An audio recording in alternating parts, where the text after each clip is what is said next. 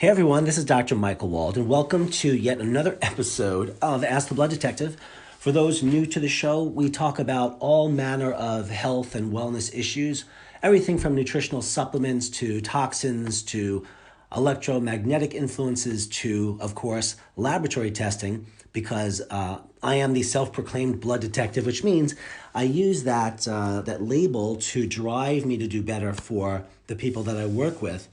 And for the purposes of the show, the term blood detective is meant to imply that you too, each of you listening, can be your own personal blood detective. But the only way to do that is to gather information and then to learn how to holistically interpret that information and finally to apply that new information within a holistic context to your health and to your life. Now, over the last 30 years or so of my clinical nutrition practice, I have seen many individuals who, for the most part, are quite knowledgeable, but they do not know how to properly apply that knowledge to their individual needs. Whenever you hear about what supplement to take, what foods are best for you, what's the best way to detox or fast, you're hearing general information that may or may not apply to your needs. Some of these things that you hear about, let's just take intermittent fasting for a moment, may make someone with diabetes much worse, or someone with any manner of health problems worse. And on the other hand, intermittent fasting, like anything else you might hear, might make someone better temporarily to a certain extent. It may not be a cure-all, it never is.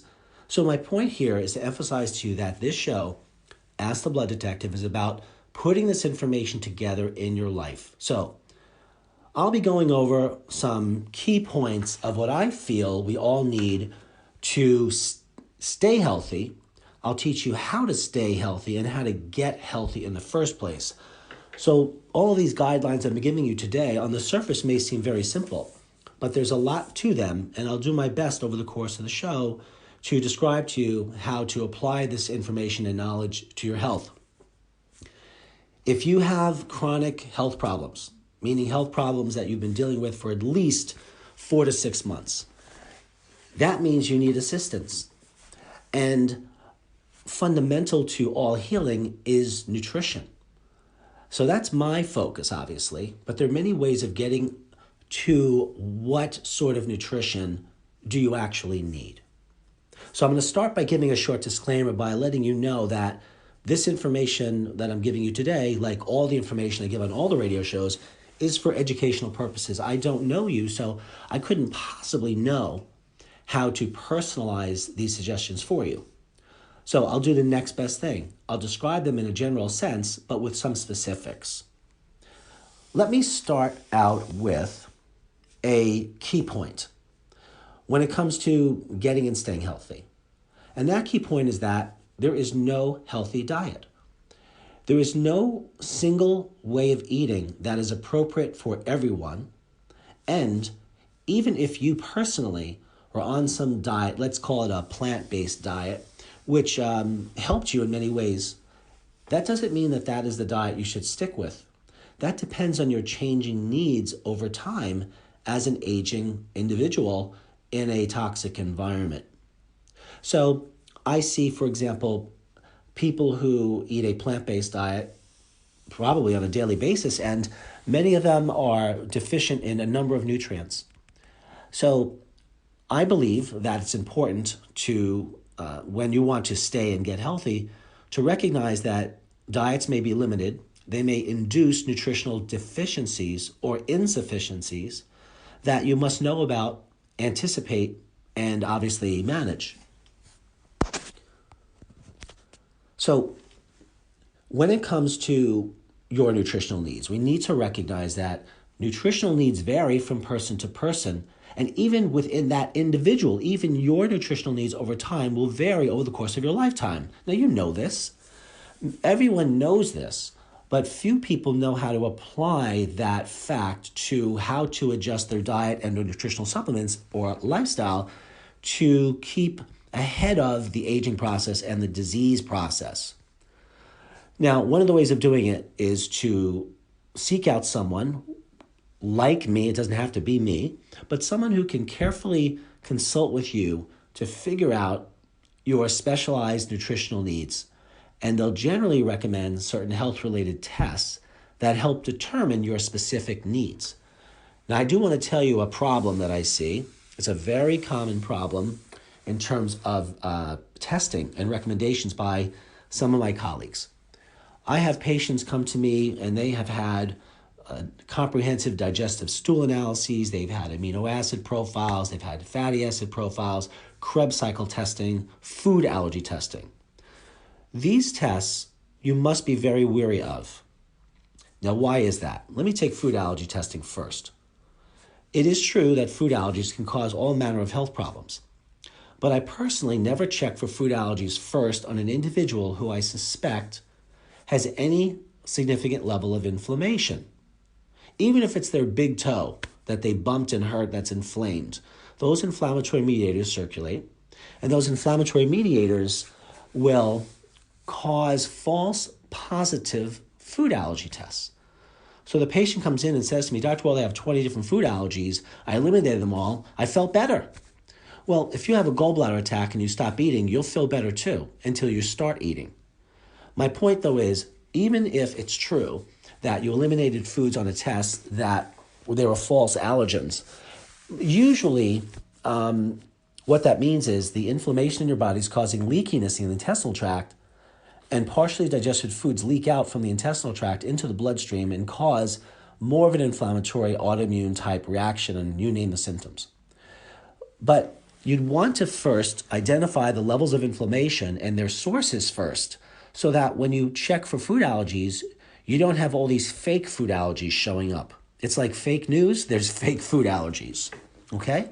And as far as a fatty acid test, that test is extremely expensive, and almost always people need omega-3 fatty acids. So I don't do that test. And I don't give omega-6 fatty acids to anyone ever because it's pro-inflammatory. Things like evening primrose oil and gamma-linolenic acid, those are omega-6s, which are pro-inflammatory.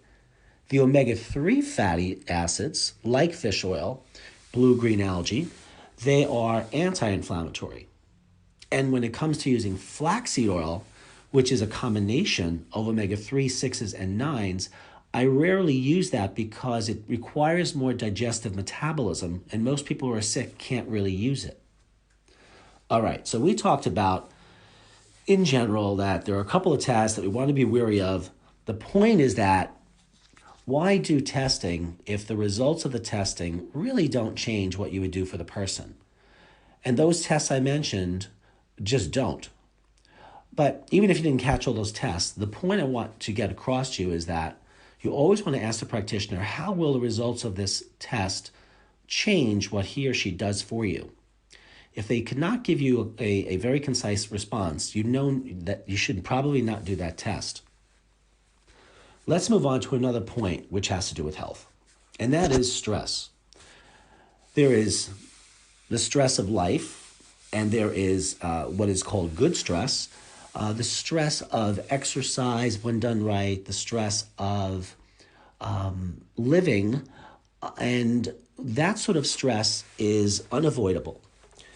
And then there is excessive amounts of those stressors, too much exercise, working too hard, not sleeping enough, emotional, mental stress. That sort of stress is called distress, and that breaks the body down. Now, I've done very detailed shows on the stress response, which I would strongly suggest that you listen to because it's rare that you will hear that level of a conversation that's practical on what stress is, how it affects the body, and how your body uses it to its advantage until it does not. So managing stress is a big factor in every aspect of your health. It's as fundamental as water, sleeping, and food. And my show, by the way, on stress, you can find on my website at drmichaelwald.com. That's drmichaelwald.com. Under the blog section, you can just scroll down and then click on the title, or you can search in the search bar, which you can find on the homepage and on a few other pages, the topic that you like, which would be stress in this case, and that show will pop up. If you practice the greatest nutrition on the planet in terms of food, supplementation, all of that, exercise, sleep, and you have excessive stress, it will undermine most of what you do. So identifying stress and managing your stress, along with increasing your resiliency against stress mentally and also nutritionally, that's how it needs to be done. Now let's jump to another point, which is related to the very first thing that I was talking about, which is seek out a clinical nutritionist who can check testing of vitamin and mineral use, not necessarily vitamin and mineral levels in the blood. Blood levels of most nutrients, like B vitamins, only tell us the last 2 to 3 days of intake of that vitamin. It's not telling us what you had over the course of a month or 6 months or a year or long term, which is what you want to know. Fat-soluble vitamins are a bit different, like vitamin D, which tells you generally many months of intake. But I brought up a certain point that I don't want you to miss. You want to seek out a clinical nutritionist, usually a doctor of nutrition, that has license to run blood tests. Nutritionists, dietitians, certified clinical nutritionists, they do not have license, nor do they learn anything about laboratory testing in school. So if you want individual work, you have to have those tests done. I'm not saying you shouldn't seek out a qualified nutritionist that can't do the laboratory work, but you must also work with someone who can interpret and perform the laboratory work. Before we continue, for those of us out there that are here for the first time, thank you so much for spending your time. My name is Dr. Michael Wald. You're listening to Ask the Blood Detective. You can go to my website at drmichaelwald.com, and you can email me your show topics and ideas and comments to info@blooddetective.com. And you can reach me if you want to have an in-person or distance phone consultation with me as a patient at 914-552-1442. So I was talking about nutrient use testing. So for example, you can measure the level of vitamin C in your urine, which is an excellent test for body stores. But you can also check a test in your urine called dehydroascorbic acid, which is the oxidized evil form, you might say, of vitamin C, which says that your body's not using the vitamin C properly. So they first say, when I say they, the natural healthcare field says, you are what you eat. We know that's not true. You're what you absorb from what you eat. I've said it many, many times throughout my shows. And then you must activate your supplements. So if you absorb them, that's wonderful. But if they're not activated by your liver and your intestinal tract, then you don't get them used.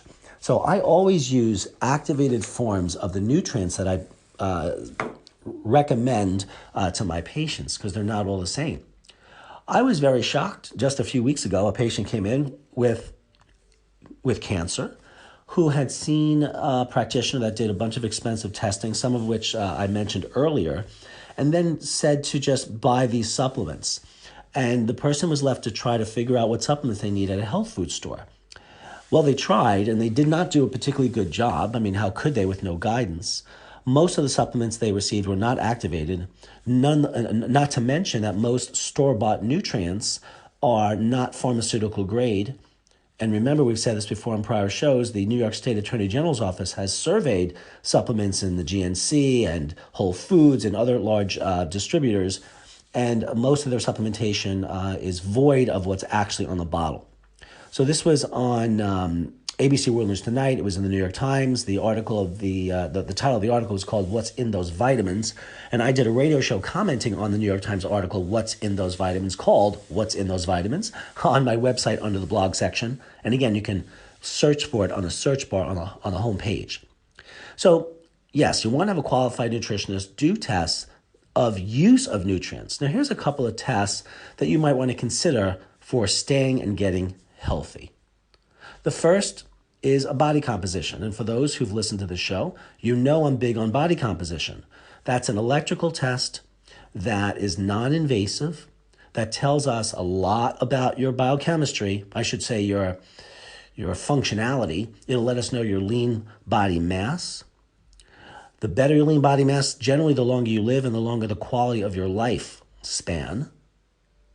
And then there is percentages of muscle, water, fat, water content in and outside of cells, and something called phase angle, which is a very important predictor of how well your body is actually using things, affecting the energy of cells, the energetics of cells. All of that is figured out through a body composition test.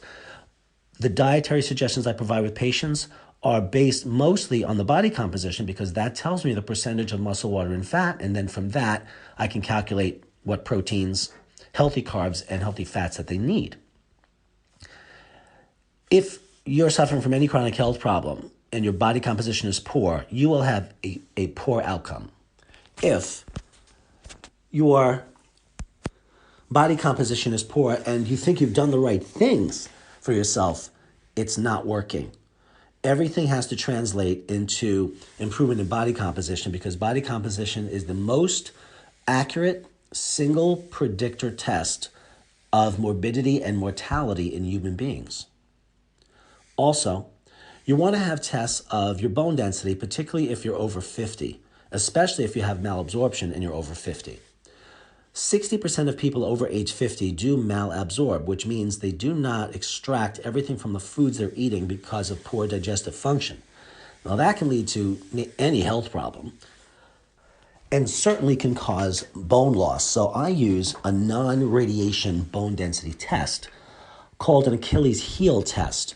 The test measures the bone density in your heel, and there's ultrasound gel that's rubbed on the back part of your foot. It's put in the machine, and then the machine lets out two warm sort of balloons filled with water that squish up against your foot on either side of it, squishing the ultrasound gel, and the gel acts as a medium that allows the ultrasound itself to jump from the balloon into the gel, into your foot, bouncing off your bone.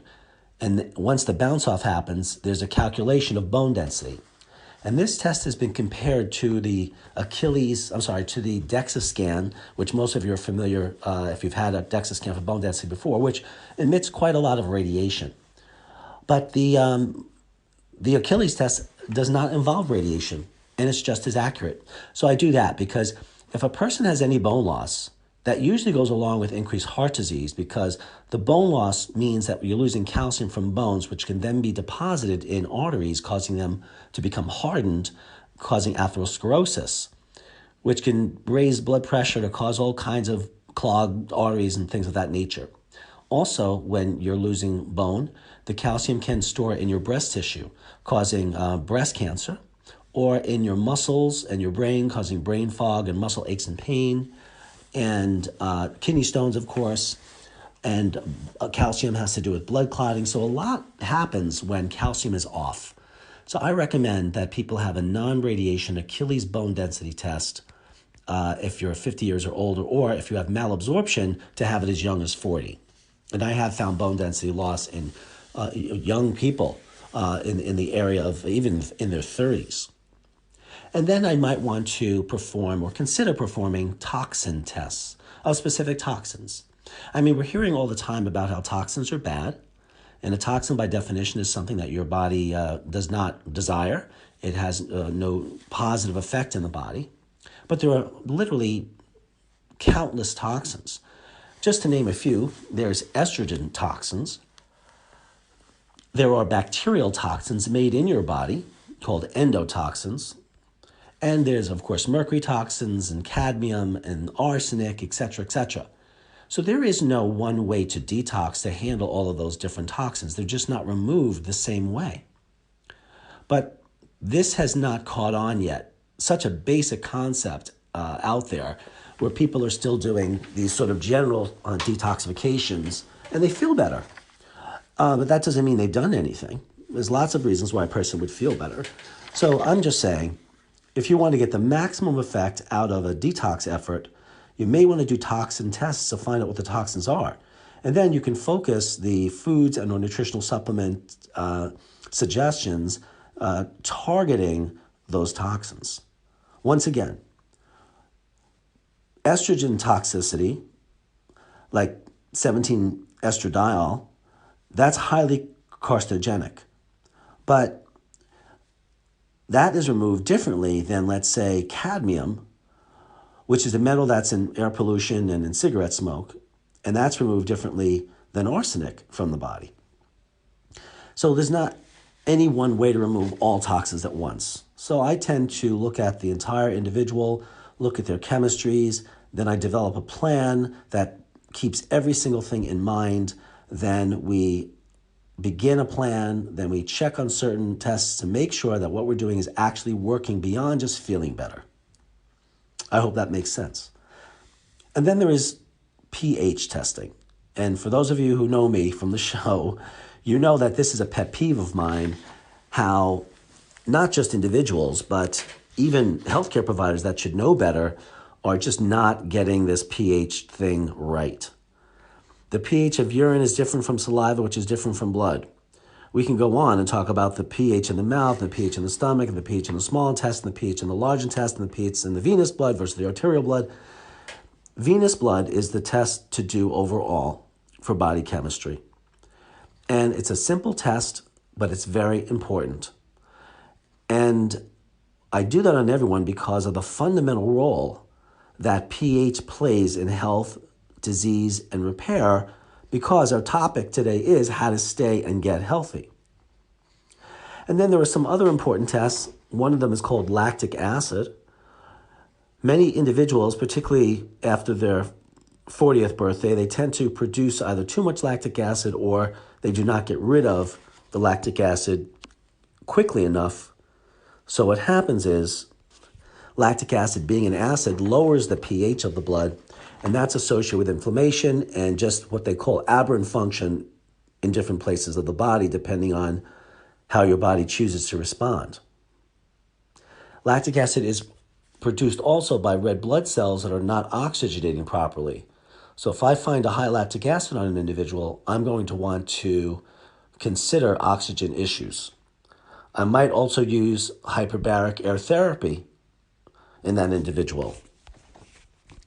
And then there's a test called nitric oxide. Nitric oxide is a gas that is produced by the cells that are the blood vessels. And they cause the nitric oxide causes the blood vessel to dilate.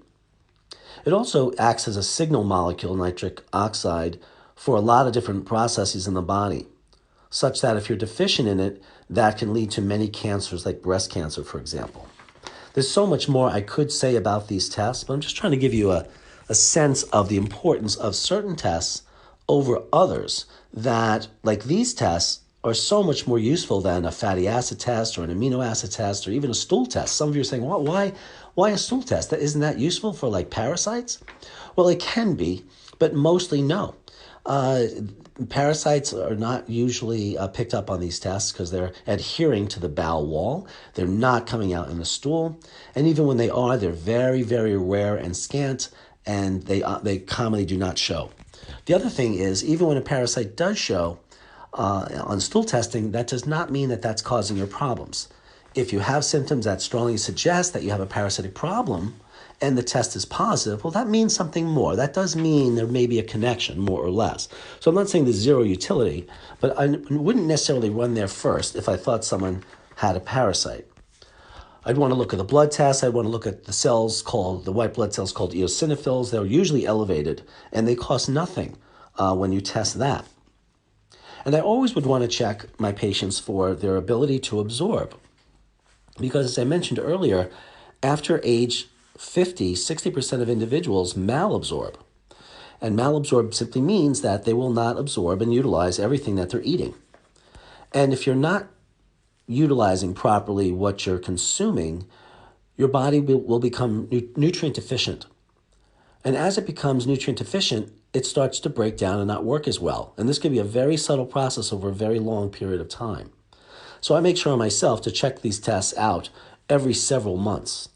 Not everyone needs to do that. It also depends upon your health goals. I have pretty lofty health goals, so I check things at certain spans of time. So everything should be based on the individual's health goals, their current state of health or ill health, their genetics, whether or not they smoke, do they drink, exercise, yes or no, fluid intake, yes or no, what's their foods like, what about their medications, their family factors, and the results of specific tests are just some of the ways in which I figure out through my blood detective approach, what people need. So let me give you just some practical suggestions. A lot of them are food-based, keeping in mind, folks, that you may need very different foods than what I'm mentioning here. If you malabsorb, I would be giving you different foods than if you absorb normally and supplements. If you had inflammatory bowel disease, again, everything changes. If you have a neurological problem or a hormonal problem, a cardiovascular problem, the dietary suggestions must change, and they must change based upon your chemistry, not just your diagnosis. Okay? So the first thing a person probably would want to do if they live in the United States is increasing the amounts of whole unprocessed foods in the diet. Fresh vegetables and fruits and whole grains, beans, raw nuts, and raw seeds. So some of you are thinking, well, grains are evil, they're no good for me. If they're no good for you, then they're no good for you.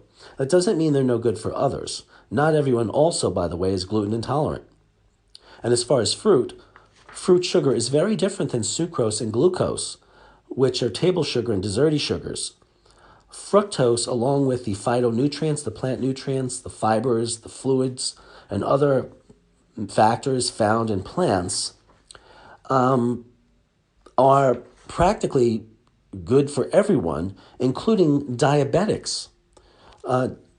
Fruit does not generally change blood sugar because of all of those constituent ingredients. There are exceptions. That's why I make sure to check that patient's glucose levels in response to specific foods. You may have heard of the glucose index or the glycemic index of foods. For those of you who have not, that's simply a list of foods that are thought to cause rises or has very little effect upon the body when they're consumed. So without going over the details of what the glycemic index foods are, because you can look those up, I must tell you that that chart of glycemic foods is not accurate for each person. I have tested people that had a high or hyperglycemic response to beef, which should be a very low glycemic response, but they had a low glycemic response to bread. Just the opposite of what the pages say, because they were based on a limited number of individuals. That's what most information is based on, everyone. So it's important that you see someone that compares you to you over time and doesn't ignore what things are out there that say that most people respond this way, most people will respond that way. Most may do that. That doesn't mean that it's okay for you, but I might think about that statement and see if it applies to you in any way. But I ultimately only care about what you need for your needs. And I should mention, too, that roasted nuts and seeds are much more saturated. The content of saturated fats increases, while the raw nuts are mostly unsaturated. They may have some naturally occurring saturated fats, but it's much less than if you roast them. And then you want to diversify your diet, including new and different foods in your diet, even each week, that are from the fruit and vegetable column, the grains, nuts, seeds column. If you're someone that eats meat, poultry, fish, chicken, then eat those things. But of course, you want to eat them as cleanly as possible, getting farm raised and all of that. But even these foods still have issues. You can't escape it. So that is still better than eating foods that are from the typical animal farms that are, injected with everything from anabolic steroids to antibiotics. So you want to rotate the foods that you eat so you don't consume a given food every day, and that helps to ensure that your body doesn't become allergic to it.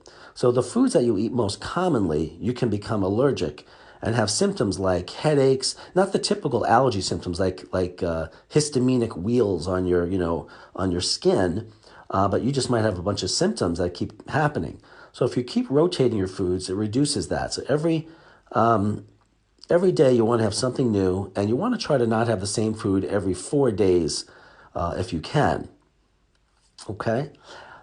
Now, as far as fats in your diet, the total amount of fats should be roughly 20 to 30% of your total diet. But again, this does depend on the health problem that you have. So this is assuming a relatively healthy person who wants general advice, and that would be fats should be about 20 to 30% of your diet. And we want those to be the polyunsaturated fats, except for the of coconut oil, which is a saturated fat, and also monounsaturated fats, which are avocados, for example, and omega-9 fats, which are olive oil. And when you use olive oil, you purchase olive oil, you want to purchase it in a tin, and it should be Italian imported, cold-pressed virgin olive oil, say that 3 times fast, because that is going to be the cleanest oil that you can buy. And then as far as the saturated fats, which I've mentioned, they're mostly in animal products. You want to keep these down to less than 10% of your total diet. There are phone applications now that can keep track and estimate the content of various foods in your diet. These are just broad estimates, so don't be surprised if your efforts dietarily are not working. It may be because you're consuming foods that your food app tells you are fine, but they simply may not be. So, just to reiterate, the healthy oils that you should consider consuming are the unsaturated essential omega-3s and the 9s. Flaxseed might be appropriate for some people, but in general, I don't like to use it. The reason, again, is because it requires several enzyme steps, and these enzymes require several vitamins and minerals that many people do not have enough of, so they can't really break down the flaxseed oil. But if you have the fish oil, the EPA-DHA, that is already broken down. You want to get an omega-3 oil from fish that is metal-free, okay? And then there's, of course, olive oil I've mentioned a few times, canola oil, salmon, cod, tuna, mackerel, currants, raw sunflower seeds. And these are probably, off the top of my head, the better ones to consume. You want to store your oils and your nuts and seeds in the refrigerator, because if you don't, they start to break down and they become rancid. So let's talk about a high-fiber diet. So first of all, eat a high-fiber diet unless you have inflammatory bowel disease or diverticulitis, or you have any other reason why you shouldn't have a high-fiber diet, then don't do it. But for the rest of you, consuming a lot of vegetables, fruits, whole grains, beans, nuts, and seeds, and minimizing your intake of refined and processed foods like desserts, table sugar, white flour, that would put you in the area that you need to be. Eliminating those foods I said to eliminate, and eating fiber in the forms of whole grains, beans, nuts, and seeds, vegetables, and fruits should do you quite a lot of good. Fiber is the undigested part of the food that your intestinal bugs, bacteria, act upon. And as they try to digest the fiber, the bacteria, they produce certain very healthful chemicals known as caprylic acid and butyric acid, which help repair the intestinal tract, help reduce cancer risk, move things along. They bind to estrogens and other spent hormones that the body shoves back into the intestinal tract. But if they're not moved out, if you're, let's say, relatively constipated, they get resorbed back into the body, which floods your body with all these stressful chemicals. You want to make sure that you're consuming sufficient protein every day. So about 15 to 20% of the diet should be protein. With me, it's a lot higher because I weight train and I run, and those two things require more protein. Good protein sources include meat, again, free range is best, and poultry, fish, eggs, soy products. But if you have a history of any form of cancer that's estrogen related or even progesterone related, you do not want to consume soy. Bits of soy here and there are fine, but you don't want to make it a daily thing in your diet. If I have a patient who has prostate, ovarian, or breast cancer, or any other estrogen-related cancer, I'm going to say no soy at all. The literature on this is mixed because soy can act like an estrogen or soy can block an estrogen, but you never know how it's going to act in a person, so I eliminate it. Okay? Other protein sources would be beans, low-fat dairy products, and nuts. And as I mentioned earlier, a body composition test will show us exactly how many grams of protein that you need to lose weight and or to maintain the weight you're on. Very, very important to consider that test. But not only will a body composition tell me the amount of proteins you need per day, but also carbohydrates and fats.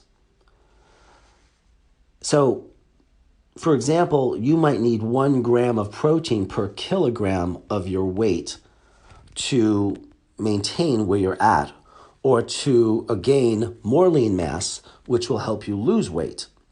Because it's the lean mass in the body, which is the muscles and the organs that contain the metabolic rate. Another very important point that most of you know, sometimes repetition is the mother of knowledge in the sense that you'll hear something a little differently and then you have an aha moment. So you want to decrease or eliminate all the refined and processed sugars in your diet. And as a substitute, use natural unprocessed sugars that'll be higher in vitamins and minerals. One example might be pure maple syrup. And in addition to pure maple syrup, fruit-only jams, fresh fruit, honey, molasses, barley malt, brown rice, and carob. These are good natural forms of sweeteners. Another key point for staying well and gaining health is your fluid intake. There is no one way to figure out if you're hydrated, but I'm going to let you know the several ways, which sometimes you have to use in combination to figure this out. So first of all, there's what's called a turgor test, where the practitioner, like me, would tug on the skin on the back of your hand, so not the palm, but the other side, and to pull with 2 fingers towards the ceiling, and then to watch the recoil of that skin. And if you're dehydrated, that skin will come back pretty slowly. Even if it comes back fast, you can actually still see on the skin a line, which means you're probably a little bit underhydrated. It could also mean you have estrogen deficiencies and other problems, but it could be a sign of underhydration. And in addition to that, you want to drink plenty of water every day. Mineralized water, unless you have a health problem, that you should not have mineralized water. So plenty of water every day means you need to figure out what your water intake is or should be. So it's generally your body weight divided by 2 multiplied by 0.8. So I'll say it again. Your body weight divided by 2 multiplied by 0.8, and that'll equal the number of ounces your body needs of water every day. If you're exercising, you're going to need more, and that's just something you have to estimate. So we've learned about the skin turgor test, the figuring out your water intake based on your body weight divided by 2, multiplied by 0.8 as the number of ounces per day you need. But another way is to do a test called BUN, B-U-N, blood urea nitrogen.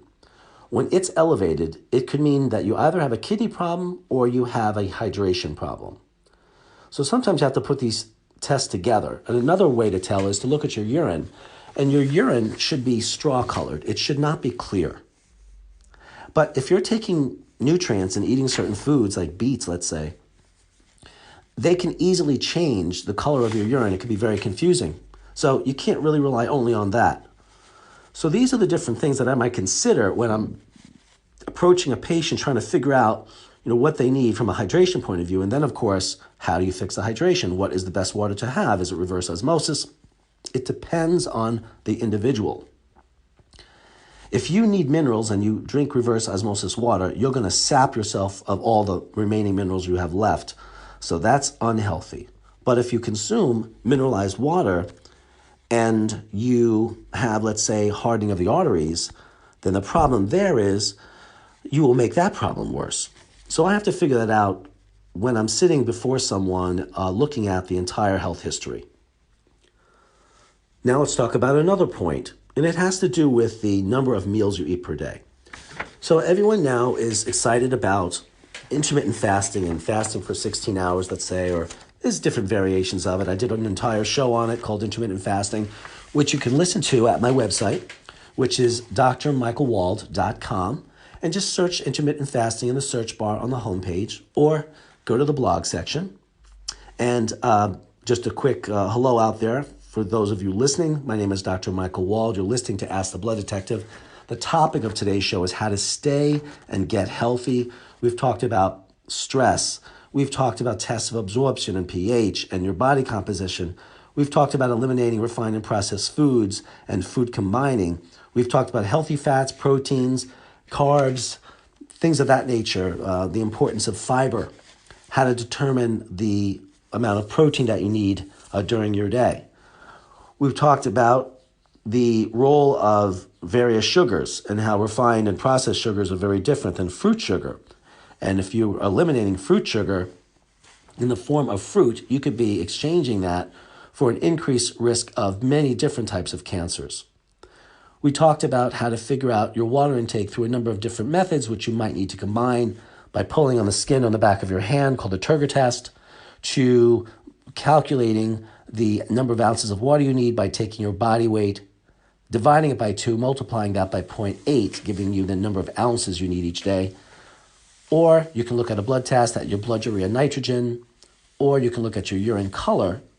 And then there's a test of urine called specific gravity that can tell the doctor, also in the context of everything else, are you underhydrated? Are your kidneys working normally? Now we're about to talk about how many meals you should eat in a day. Well, again, I don't know you, so I don't know exactly, but the best general rule I can tell you is you want to eat several small meals throughout the day instead of 2 or 3 large meals. This helps balance your blood sugar, your energy levels generally throughout the day. Now, some of you are saying, well, that's old school, Dr. Wald. That's old school, blood detective man.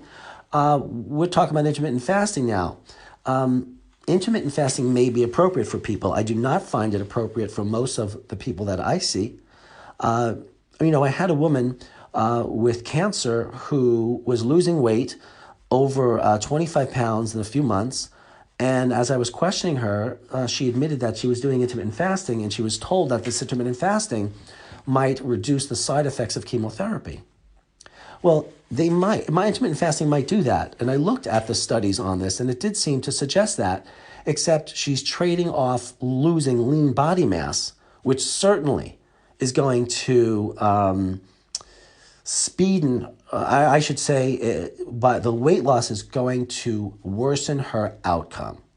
If you lose lean mass, I don't care how you did it, you could have done it through a method which is supposed to be healthy, which is intermittent fasting. If you lose your lean mass, you're going to die earlier, or you're going to have more side effects, or it's just not going to work out so well for you. So there are certain times, places, and individuals, the right person, the right treatment, done the right way. Not everyone, please do this intermittent fasting business. So eat several small meals throughout the day. The types of foods you would eat would depend on the evaluation of the practitioner. I might have a conversation with you and it's determined that I don't think you absorb fats well enough. And you need omega-3 fats for the brain health, for heart health, for anti-inflammation, for detoxification. So it's important to get figured out what foods you actually need that you might then want to eat several times throughout the day rather than in big amounts. Oftentimes you will hear it said that, because our paleo ancestors ate a certain way, we should eat a certain way. That was a long, long time ago, millions of years, in fact. So maybe we're very different from that. So I don't think that's a fair comparison. Do I think that most people should be eating largely a plant-based diet? I do, but not necessarily because our ancestors did. And paleo diets that seem to have whey in them often, there was no whey in the paleo life, and there was no paleo diet. There were just people, the early hominids, eating different ways in different regions and locations on the planet. Some were closer to the shore, so they ate more fish, and because they ate more fish, the omega-3 content of the diet was greater, their brains were larger, their skulls were larger, they were smarter, etc. And then there were people, early hominids in, who knows, everywhere from, what we now call Japan to Taiwan to California, that ate very, very differently. And then they mixed bread, and then their genetics got cross. So there's no one way to eat. The one way to eat for you is something you have to figure out. Okay, I hope that made some sense.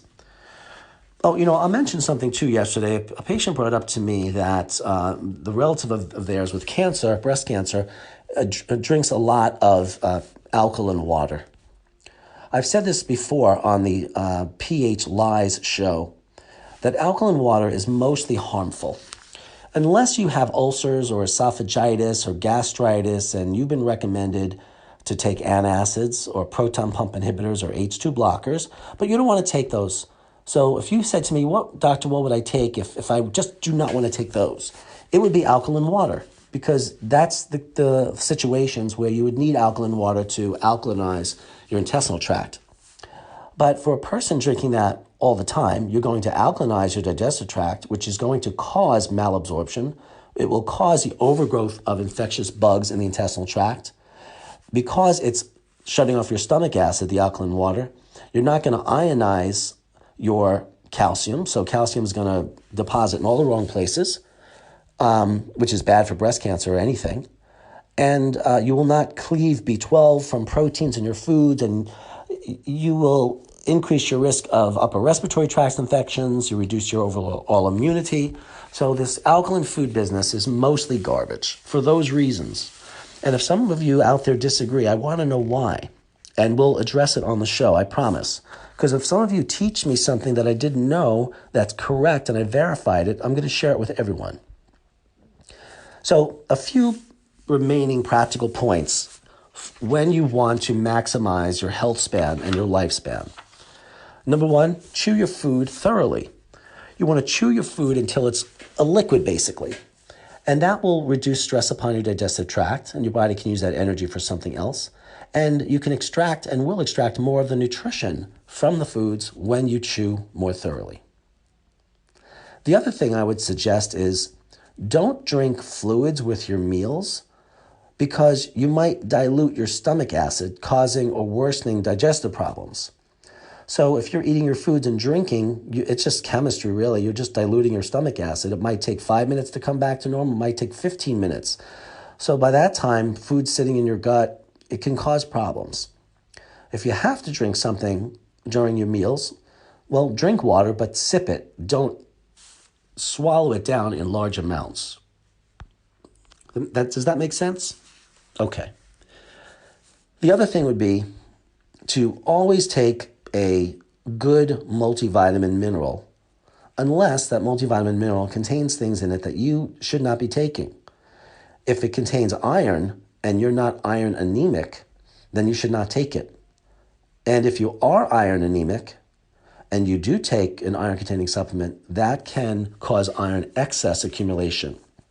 And that can be very damaging to the body, increasing the risk of heart attacks and cancer, among other things, including just generalized inflammation.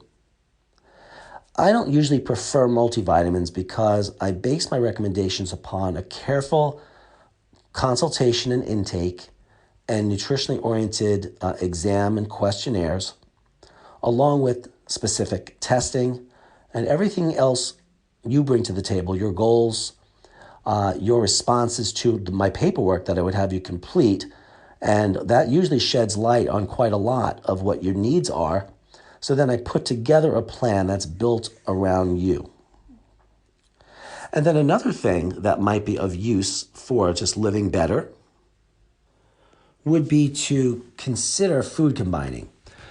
If you're an individual over 50 with digestive problems, you might bring some relief to your gut if you have some knowledge about which foods should be eaten with others and which foods probably should not, because individual foods are digested and break down at different pHs with different enzymes present. And if you combine foods that have very different digestive needs, it could create digestive problems. But even if you don't have digestive problems, food combining might still be of some benefit to you. Just to give you a few examples, there would be, in terms of food combining, foods that would be considered excellent to combine together. And then there would be foods that would be considered good to combine. And then others that are just poor. So foods that are poor when eaten together from a digestive perspective would be, let's say, having an avocado with olive oil. That's a poor combination. It's mostly because of the protein content of the avocado. And also, similarly, you wouldn't want to have eggs with green tea. Like, who would have thought? Now, a good combination, let's say, of a certain fat or oil with a carbohydrate would be having, let's say, coconut oil with split peas. I don't mean you cook with them together like that, but I'm just letting you know that if they were in your stomach at the same time, that would be okay. Also, butter can be combined well with grains and also beans. Excellent combinations, though. That combination I just gave you was considered a good one, but excellent combinations, things that really work well together, would be things like having asparagus, broccoli, Brussels sprouts with olive oil. That works well. And also, when it comes to the fruits basically don't work well with anything, whether they're acid fruits, subacid fruits, or sweet fruits, or melons. So those are things that you don't combine any of those fruit categories with anything else by at least 2 hours or so in between. So let me restate a little more clearly some food combining principles that can help you digest better, help you overcome malabsorption, and are really as good as can be on your digestive tract most of the time. Carbohydrates and proteins should never be eaten together or during the same meal period. Milk and other dairy products, they're discouraged for human consumption, just outright, because humans seem to be the only animals that drink the milk of other animals, and it's an antigenic stress on the body, meaning it can stress out the immune system. And garlic has been reported to produce some adverse side effects and should be considered as something you would add in tiny, tiny amounts, not big cloves of it. I'd rather you take a garlic capsule to thin your blood than eat a lot of garlic. But I believe that during my radio show where I talked about different diets, I speak more about the food combining principle and I compare it with others. So, in short, what you want to think about is this. You don't simply want to hear about what foods and supplements might work for you or what type of exercise is best for you. You want to look at those areas, examine them, and say, well, okay, are they best for me, and how do I apply them to me? So if you also decide, for example, that you're going to take nutritional supplements, right? Wouldn't you maybe do some testing and or at least survey your own sort of symptoms and say, yeah, I think I need some zinc because I have dry skin. I have these white things on my nails. So that's what zinc sign. So I'm going to take zinc.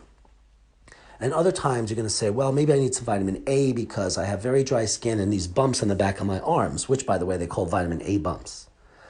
Now, if you take supplements, you can base it on symptoms like that, but I wouldn't only do that. I would use that as part of the evidence of need for the nutrient. And then I would do certain tests, like I mentioned earlier, which help determine how much, even when is best to take those supplements, and if you really need them.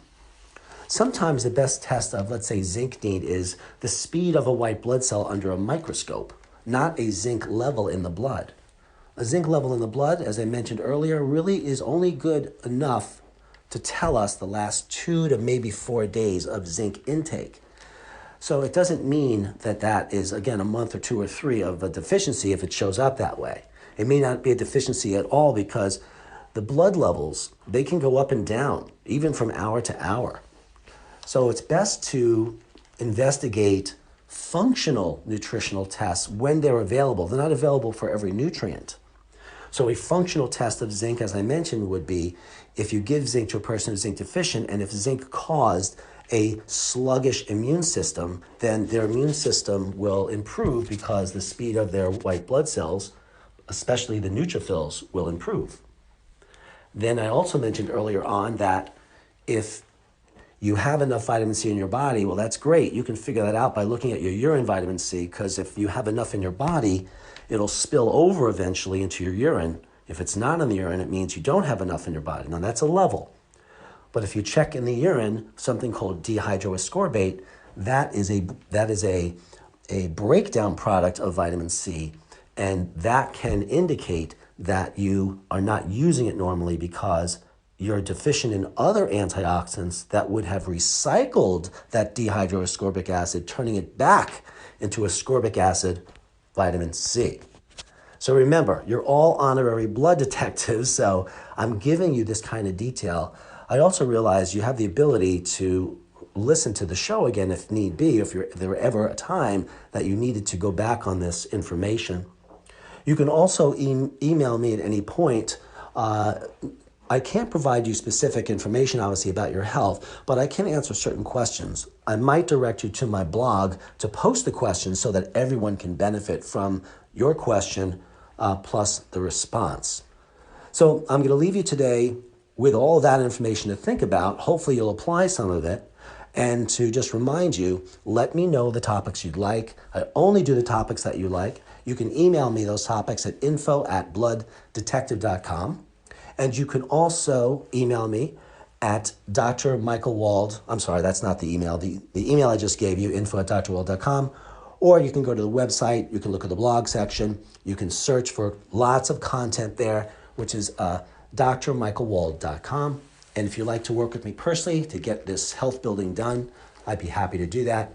My number is 914-552-1442, and I will see you all very soon. Thanks again for joining me. This is Dr. Michael Wald. You've been listening to Ask the Blood Detective.